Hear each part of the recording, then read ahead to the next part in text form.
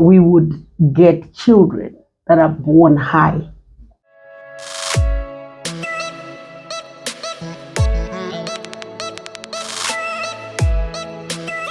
What inspired you to start this journey of building CHRYSALIS?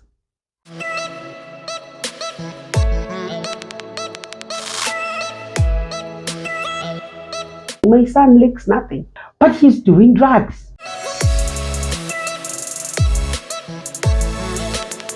And the idea is that as CHRYSALIS, we believe in the value and the worth of human life.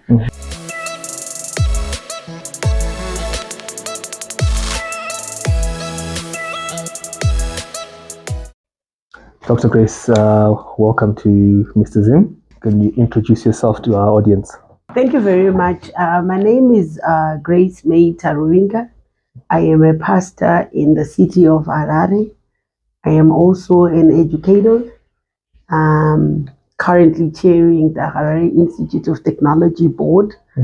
And I am passionate about education, about transformation, and about also resolving the issues that that are topical in our nation. Seeing that I'm passionate about nation building, I am also the curator and one of the founders of CHRYSALIS Transformation Centre, which is a rehab in Mount Pleasant Heights. What inspired you to start this journey of building CHRYSALIS? In the 90s, I went to Bible school in Canada, and I was a missionary at an Indian reservation in Canada, the Blood Indian Reservation, just outside of Lethbridge in Alberta. And if you don't know, when Christopher Columbus and his people went to colonize North America, which include the United States of America and Canada, they gave the people blankets that were infested with chicken pox. So some of them died off from that. And then they gave them alcohol and drugs. So it's very common to get at a reservation in Canada, and you find that the majority of the people are alcoholics and drug addicts. So the time I was a missionary there, that's when I started seeing that the issue of drugs and substance use disorders was really prevalent. It was a real issue. I heard about it, seen it on the movies, but I'd never really seen a real case until I started going to church on Sunday, and you see a person stand up and say, "I want to thank God I've been sober for a day." Wow. Yeah. Things like that. Yeah. So that was my first experience with drug and substance use disorders. And we would get children that are born high. Is that possible? Yes. Wow. They will be born high because the mother has been abusing drugs throughout the pregnancy. And as a child is born, the first thing that they do is they actually take them out and put them into a rehab type facility where they would do a reducing regimen. Because back then, they had not gone advanced in terms of medically assisted detoxification. So when I moved from Canada to the United States, I started working with a number of Christian rehabs, as well as a program that was curated at one of the churches I did my internship at, where they were really reaching out to young people from very poor ghetto communities, but who were struggling with issues of drug and substance use. So yeah, that was a chapter. Then that closed. I came back home. At that time I came back home here, drug and substance use disorders were not really that topical. It was not an issue. But after post 2020, it just reached epidemic proportions. Where you go to church and people are calling you as a pastor and saying, pray for me, my child is doing drugs. Or I suspect my child is doing drugs. Or you get a call from friends who are saying within our circle, so and so's child is now in rehab And then you also then hear another story, so and so's child, after paying so much in rehab, they have relapsed. Yes. And or yeah, that kind of thing. So I then got to a point where I prayerfully took the matter to the Lord in prayer and asking the Lord, what should my intervention be? Should I just be somebody who prays for those that are struggling on whilst I am in the periphery? And I really felt that the Lord was speaking to me and directing me to start a rehab, but not just a rehab. I also then realized that one of the challenges in Zimbabwe was that we had a very huge gap where was no research. Okay. We had a huge research gap, and the direction that I sensed the Lord was directing me to was to fill that research gap. There was the issue of, I'm sure you all understand, context plays an important role. Yes, so the African context may not necessarily be the same as the American context. They may not necessarily be the same as the South African context. That's right. So understanding these dynamics and how they impact on the success of a rehabilitation process or program, and how these dynamics should inform one, and also issues around what would be the appropriate or medically viable treatment processes. And also then informing, I'm sure when you look, if you remember, on the multi-sectoral drug strategy, they talk about the reducing demand reduction pillar. And for that to take place, for the demand to be reduced, there are issues that you now need to address. Issues like, what are the causes in the first place? And I know sometimes everybody thinks that, we know what causes kids to do drugs. We know what causes kids to do that. Others are saying it's the economy and all that.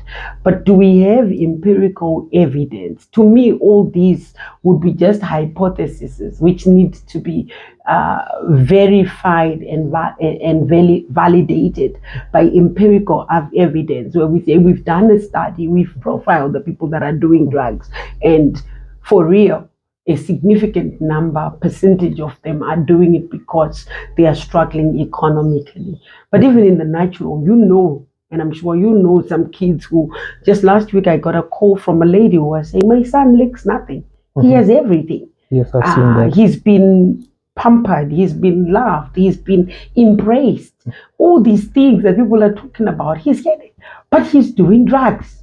And stealing from me. So those are some of the things that happen that from a research perspective, we really can then inform. And part of that filling that research gap would then be, how do we inform our stakeholders so that they can begin to mitigate against some of these things in order to reduce demand. I'm sure you recall during the HIV and AIDS epidemic that there was a time when they started doing research, and when they did research, they were able to really say, in Africa, it is the multiple and concurrent sexual partnerships that are driving HIV infection.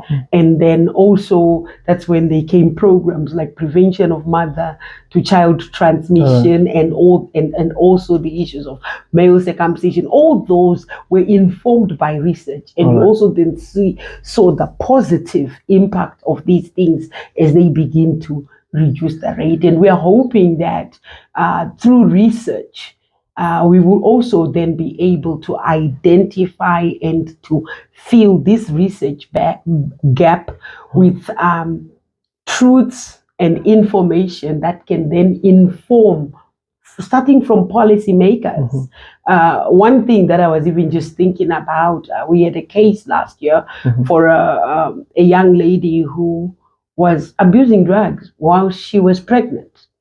And it was my exposure in Canada that then wanted to continuously monitor that situation. And then I got a call from the mother. She was at home and I was just monitored because we're in the process of registering. And then one day I called the mother and the mother said, the baby is struggling to breathe. And I said, stop.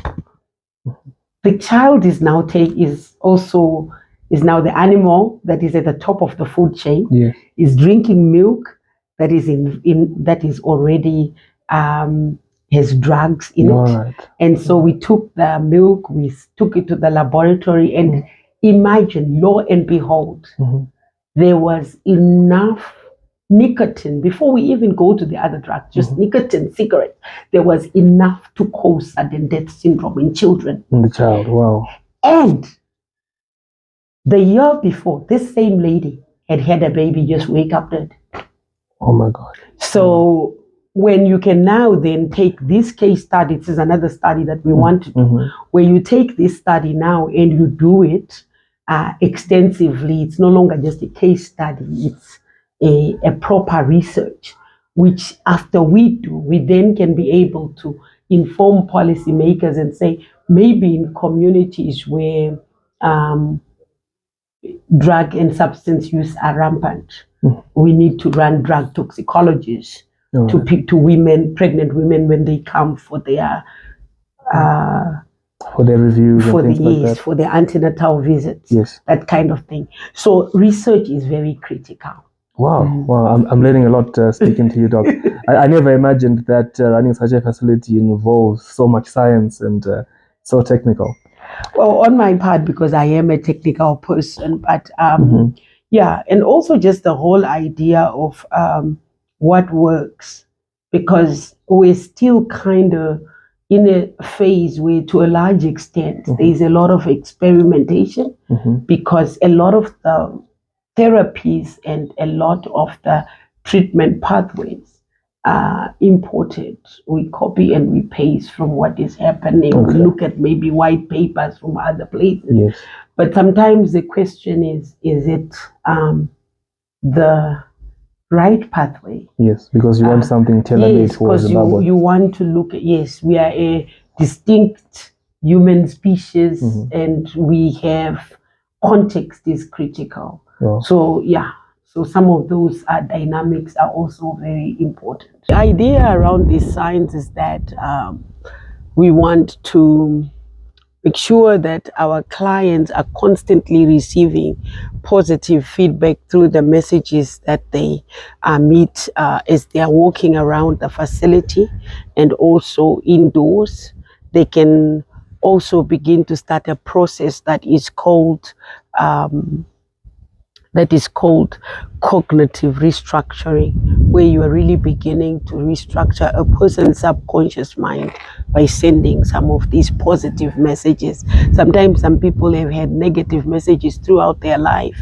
Maybe they've been told, or they ended up feeling, for whatever reason, that they are on their own, that they are not desirable, that they are not loved, that there is no one to stand with them. But when they can see messages like this, then it also then begins the therapy process and the restructuring process, to where they actually begin to realize who they truly are and the value that they truly have.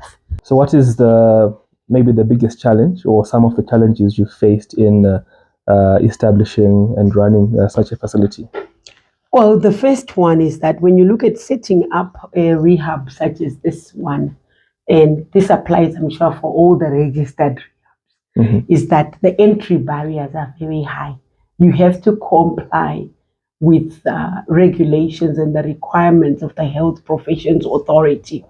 And importantly so, because you are dealing with people's lives, and human life has value, human life has worth, human life has dignity. Yes. And so you need to be able to reduce all the risks that could come with running a rehab. For instance, a normal house would have curtain rails. Yes. But within the context of a drug facility, because you're dealing with people who may have mental health challenges, you're dealing with people who may feel severely unwell during the withdrawal phase when they are not taking the drug that they have been abusing for however long. So they may actually take the curtain and its rail and use it to commit suicide, hang themselves up. So just making sure that any potential risk is mitigated against. Yeah, actually an interesting story when I started, because I had this aesthetic flair. I went got matching patterns and everything. Yes. And then when you then begin to look at the Health Professions Authority booklet, you realize, oh, this has been an unnecessary investment. And we didn't need to do all the rooms this. We just needed to make sure that the rooms are tinted, and but there are no rails. Even the lights, some of the positioning of the lights or the structure of the light bulb can also be a potential tool that a person can use to hang themselves or even to hurt themselves. So just mitigating against that, and also realizing that this is a medical facility, so there has to be a proper treatment room with all the proper necessary medical equipment, besides just your BMI your BMI machines and your blood pressure machines and blood sugar machines, but also making sure that suppose a person was choking, you would be able to address that expeditiously and preserve life. Everything is centered around the preservation of life. And so the entry barriers are high, but like I said, they are not without reason.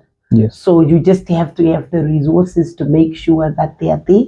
The registration process itself, once you do what is required according to the book, is pretty straightforward. They come, they do their inspection, they are satisfied, or like for us, they were satisfied largely. They had a couple of issues that they asked us to address.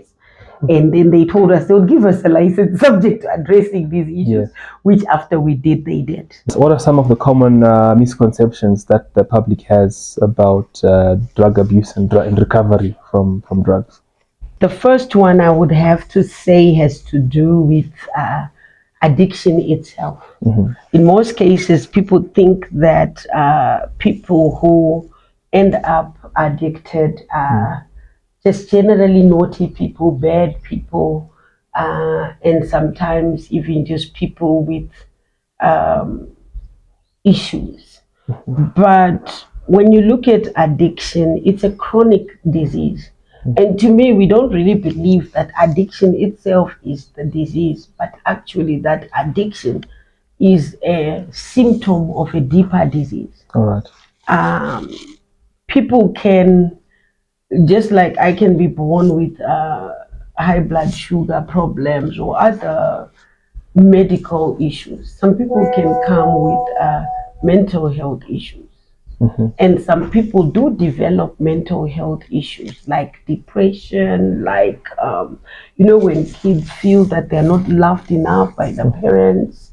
And sometimes it's the things that we do as parents and as relatives. And sometimes it's kids growing up in troubled circumstances. Maybe there's divorce in the family, maybe there's severe illness, or maybe they are being raised by a single parent. All these things taking place. So with compassion and with understanding, we must appreciate that people who end up doing drugs, it's not necessarily that they are bad people, and it's not necessarily that they do it deliberately, and it's not necessarily that they are doing it because they are just naughty people. And sometimes within Christian circles, demon possessed. Yes. Deliverance. Exactly. But just to understand, and for me, the key word is compassion. Right.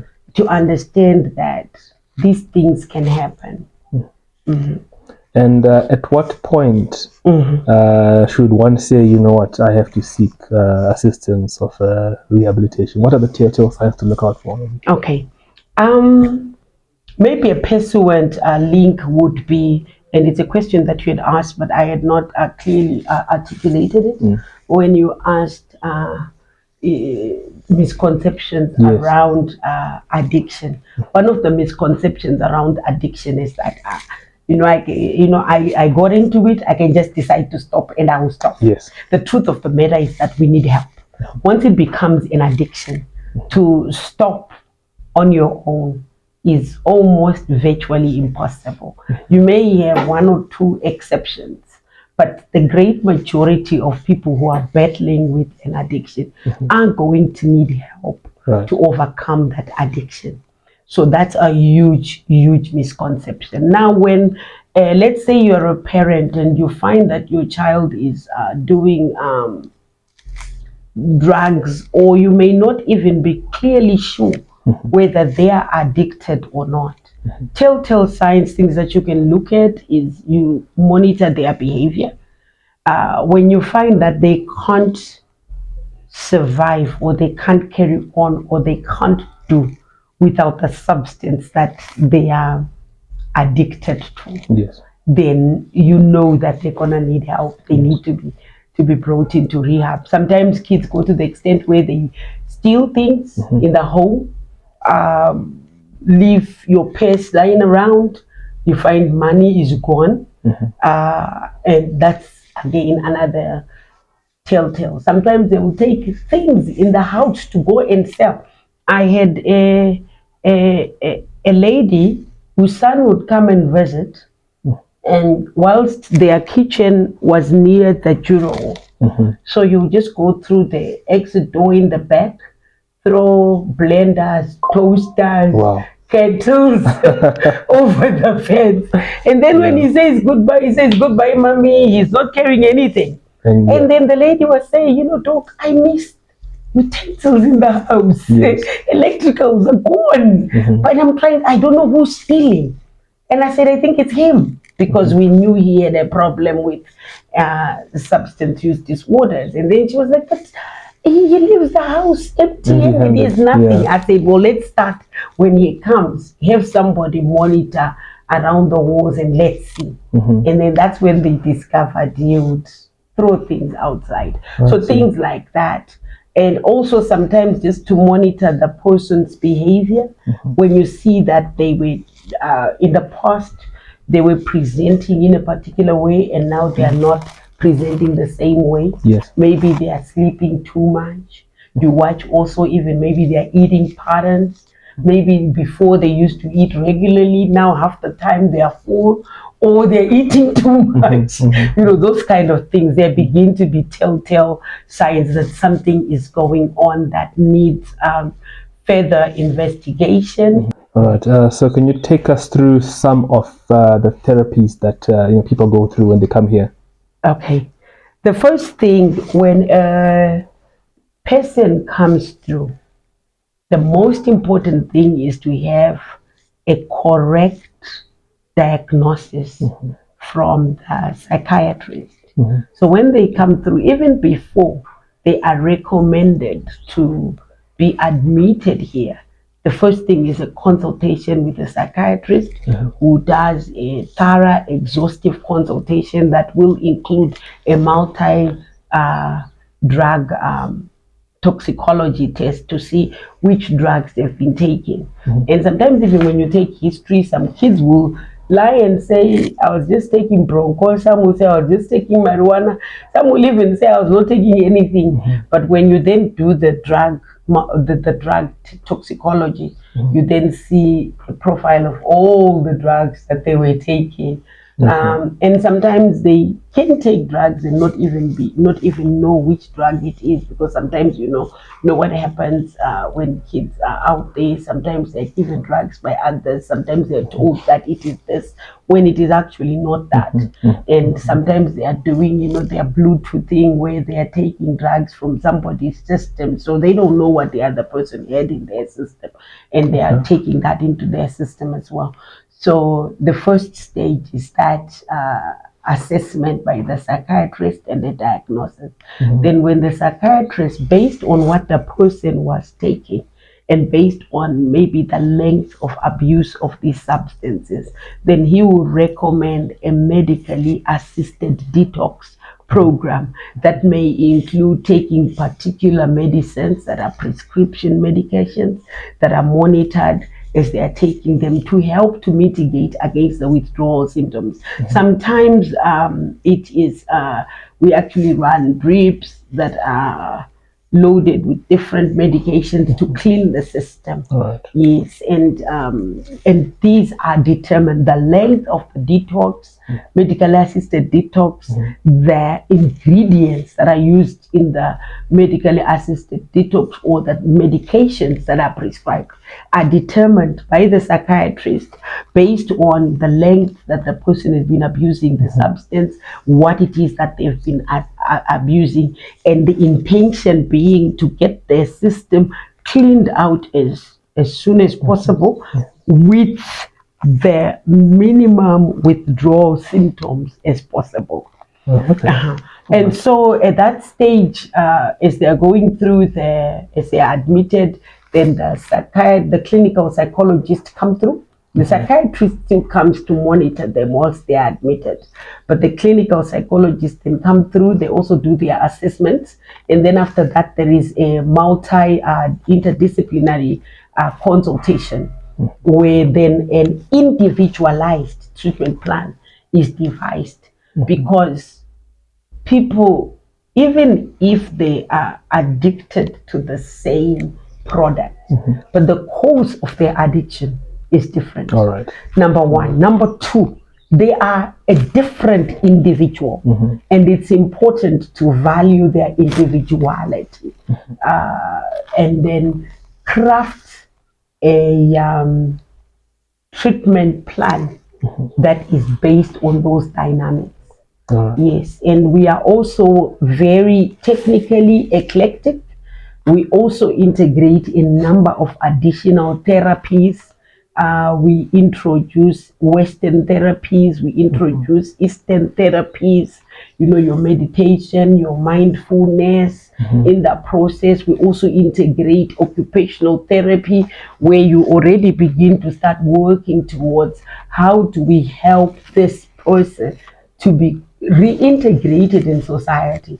I always tell people that when people come to rehab, the idea is not for them to make the rehab their home. They have a home. Yes. They have a life. Yes. Wanting them to stay at rehab forever and ever is actually normalizing something that is abnormal. Yes. They must, the minute they come here, they actually engage with the discharge coordinator. The process of preparing them for reintegration into society starts right there. That's where there is now the life coaches who come through. There is now the occupational therapy that is taking place. Then we also have spiritual counselors, and because we are a Christian rehab, and for the simple reason that my exposure in the United States, we discovered that Christian rehabs were 73% more effective than non-Christian rehabs. So I guess it's not, I know in most cases when you say Christian therapies are more effective, people are thinking it's because you're casting out demons. No, it's really because you are helping the people to link to a higher source of power, who then helps them to mitigate against their addiction. And in this case, it's the Lord Himself, and prayer. Just talking to somebody, maybe when you determine the root cause of your addiction, having a place to lean on, and also having scriptures that can speak positively into a difficult situation. What makes CHRYSALIS stand out from other rehabilitation centers? Okay, that's an interesting one. Without taking away from all the other rehabilitation centers that are there, and knowing that everyone is engaged in the rehabilitation ministry. I don't call it a business, because it's not a business; it's a ministry. Everyone who is involved has a passion, has a deep desire to see people who are struggling with mental health issues and addictions recover. At CHRYSALIS, first of all, we are CHRYSALIS Transformation Centre because a chrysalis is the cocoon where a butterfly transforms from being a maggot into a butterfly. You are starting with this literally veritable worm that is eating dirt in the mud, and after it goes through this cocoon, a massive transformation takes place. And the idea is that as CHRYSALIS, we believe in the value and the worth of human life. We believe that everybody was created by God for a purpose, gifted by God for a purpose, and that they are unique, that their life has value, that their life has dignity, that their life is sacred, and that regardless of where they are coming from, it could be a broken home that was the cause, it could be maybe an illness or whatever it is that led them to start abusing drugs or other illicit substances. The truth of the matter is that their life still has value, their life still has worth, their life still has dignity, and the idea is to redeem that life so that they can be all that God has called and ordained them to be. Interestingly enough, you will find that some of the people that are abusing drugs are some of the most gifted people on earth. Yes, I've some seen of that. the most brilliant minds on earth. And unfortunately, life happened. Something terrible, something trying, something heartbreaking happened. And sometimes, interestingly enough, you find that a number of these young people, some of them are coming from some of the most affluent homes. Yes. Yeah, and and sometimes the parent is left perplexed, wondering, why is my child doing drugs? Right. I've tried everything. They lack nothing. I give them everything, but why are they doing this? And sometimes it's, the early childhood trauma. Some things happen even at school, and Right. the child is traumatized. I'm sure you've seen some videos where sometimes maybe the kid is abused at school by Yes, the I've teachers, seen that. or they are being bullied by other kids. Sometimes, they just don't have enough self-worth. Maybe they have a weight issue. I was telling people some time ago that when I was younger, in my family, I was the biggest. And so my siblings teased me and called me Fatty Boom Boom. Looking back now, I wasn't big. But I was just bigger than everyone. Right. And so growing up most of my life as a young teen and as a young adult, I had a very low self-esteem. And you see, so things can happen in life that can cause people to want to do that.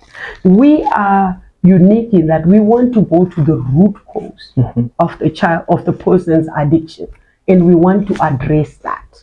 And then we also are very key on, like I mentioned, that as soon as a person comes in, we engage them with a discharge coordinator and start working towards a discharge a discharge pathway. Yeah. And this is designed to help them overcome and fully experience their transformation. Right. Because we are preparing them for life outside.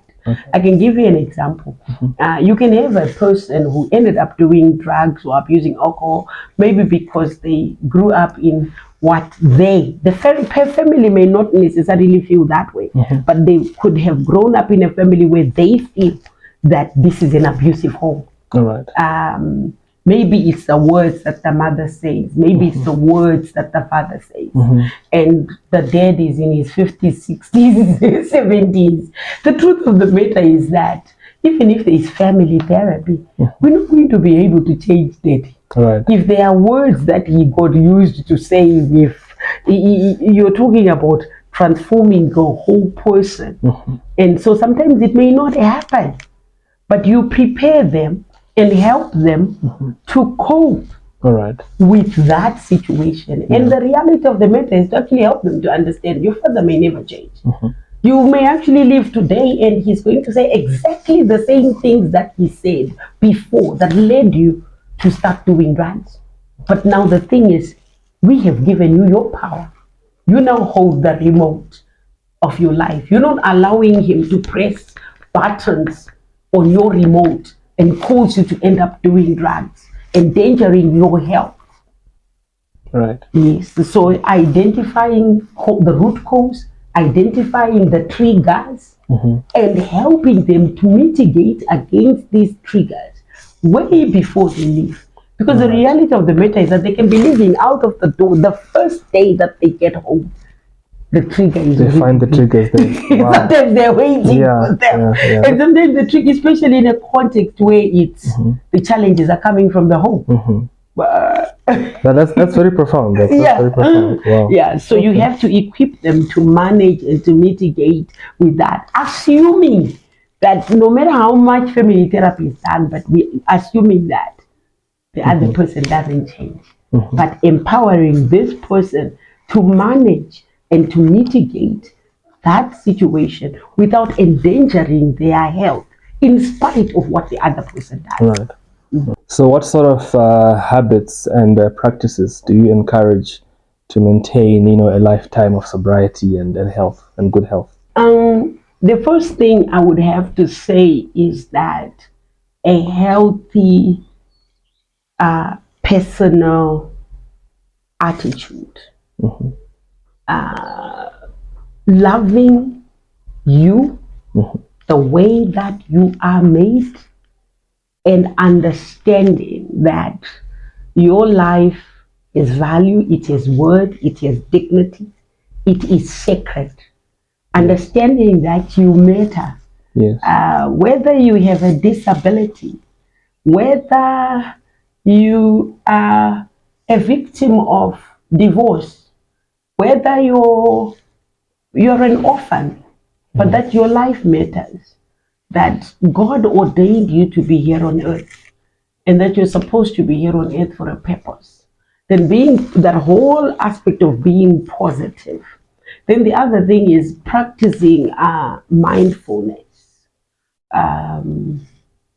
allowing and helping yourself to come to a place where you own your life and you own your response, and it's not dictated or inspired by someone else. Right. You know what I was talking about holding the remote control of your life. One of the things that I have found is a huge short changer, even with young people. You know how young people sometimes, through FOMO, fear of missing out, Yes. we give the remote control of our life to our peers, and then they're telling us what to do. Right. And we lose to process and to think and to be our own self. And then we grow up or spend most of our time when other people are expressing themselves through us. So just owning you, being you, knowing that you have every reason to be on earth, because if you didn't need to be on earth, then God would have, people become extinct, people die. So as long as you are alive, you matter, and there is a positive contribution that you're supposed to make. And then owning yourself and making sure that you achieve those things. Other things would be affirmations. All right. How you believe, what you believe about who you are. And I think that's important. And I think it's something that somebody should actually sit down and say, who am I? Why do I matter? And then come up with a series of affirmations that you tell yourself every day. And even telling yourself that, you especially for young girls, you're beautiful. You're all that in a bag of chips. Beauty is in the eye of the beholder. Right. So never mind if other people think I ain't all that. But when I look in the mirror and I look at myself, I'm all that in a bag of chips too. How at McDonald's they say, "Do you want chips with that?" Yeah, I'm the full total package. Correct. Believing that about yourself, know your giftedness. and know that, let's say maybe you wrote an exam and you didn't do too well in that exam, that is not a sentence of failure. Right. It simply means that you didn't do too well in that exam. So there is no need to go all the way and start saying, I'm not good enough, Yes. or to say that I am a failure, or to say that I will never be. So being positive about you, especially and even in context where you can go to school and the teacher can tell you you ain't all that, or you can go home and in a fit of anger a parent can actually say you're a failure. Right. But to be able to turn around and go back in your room and look at yourself and say, yes, that's what they feel right now, and they're probably saying it because I didn't do too well in this test. But as far as I know, God has never created anyone for failure. My life is value, it is worth, it is dignity, and I'm going somewhere. And it may take longer than other people, but I'm still going to get there. Correct. If people want to come to your facility, how can they reach out to you? They can call the facility. We are located at 2106 Bannock Ben Road in Mount Pleasant Heights. They can also call out to the numbers that are on the screen, and we do have periodic open days where they can come and walk through the facility and see what's happening.